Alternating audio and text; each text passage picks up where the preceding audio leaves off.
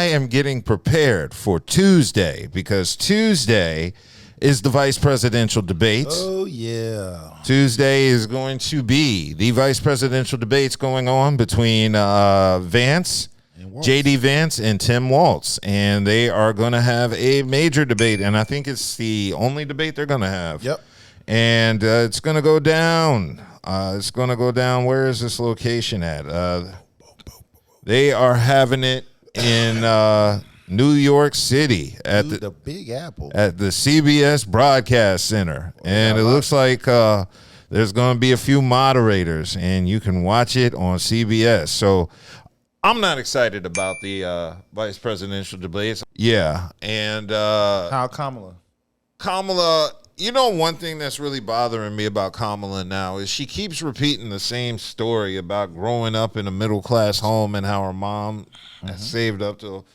And it's aggravating because that's her answer to every response. Well, because you are an educated black man, you're a college degree, so you can catch on to things one time. You got other folks who don't listen. They don't do research. Remember, Trump, he has the highest approval amongst uneducated voters. So you are an educated voter, so you can hear the message one time and it sinks in. For others, they got to hear it over and over as if it's an infomercial so they can sink in their head. So, yeah, and at this point, how can you switch it up? She just reminding people, because remember, you got some folks, they're not going to vote for her because she's a woman. They're not going to vote because she's black. You know what I'm saying? But she still has to sound redundant to emphasize, like, hey, I'm for you guys as well. Even though you don't like me for whatever reason, I'm still fighting for you guys as well. So yeah, us educated voters, we get it. It's the ones that's not. It's the ones that doesn't do any type of research. Those she's speaking to those people. Yeah.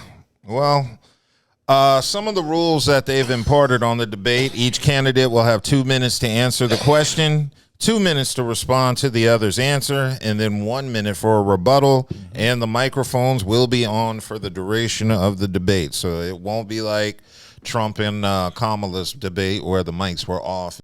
Time to respond. It didn't matter whether it was off or not, because that so goddamn loud. They just stopped. They just stopped muting the mics after a while. See, so you had rules in place that was eventually bombarded, blew up because of Trump, as usual. Don't follow direction, doesn't follow rules because he feels like he's above the law. Yeah. So, maybe this one they will actually follow footsteps and not follow footsteps, actually listen and follow directions as far as what the directions is in place for both candidates. So, but Trump, he ain't got. It is what it is. And here's the part I don't like: there won't be a live audience. You need a studio audience for a debate.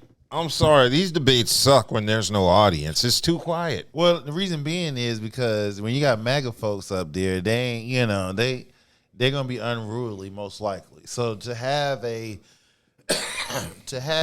debate that seems under control, you gotta have the crowd not in it, because the crowd is gonna actually egg on the candidates, and it's going to make it harder for the moderators to moderate. Yeah. I mean, you saw how Trump was. It was a handful just to deal with him, and they still couldn't handle his ass. You feel what I'm saying?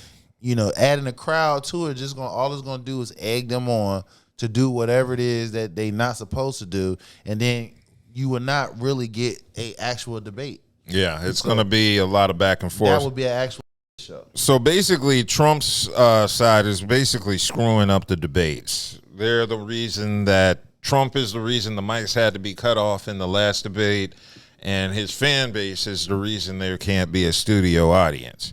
Now, if this were another Republican candidate, I'm sure the mics would have been on at the last debate, and there would have been a studio audience, and that would have been much better. I like watching debates with audiences because that way it feels like a sitcom. So when some candidate says something funny, you get like a laugh track, and then there's that shock moment where the crowd gasps in horror at something one of the candidates says. So I like the appeal of the studio audience added energy to the debate. So I'm pretty sure this debate is really going to suck. Well, that's only during normal times. We're not in normal times because as long as Trump is in place, he's not going to go along with the rules. So you got to do unorthodox things. Now, maybe after this election cycle, we can get back some type of normalcy as far as how we do things. So, but Yeah. yeah, we got to change up the game because Trump damn sure did. Yeah. This is one of the reasons why I have a podcast, because there's no other reason I would watch this debate. This debate is so uninteresting, and sports really hasn't gotten the full swing, so there's still nothing to take over my Tuesday night, so I will be having eyes watching on this. Well, baseball playoffs about to get cranked up. I cannot get into baseball. I try every season. That's when it gets real. I mean, during the season, yeah, because we ain't gonna get in. We ain't gonna fall in. No, I respect baseball, but every year I make an effort to watch baseball at the beginning of the season, to make an attempt to get into it, and I just can't.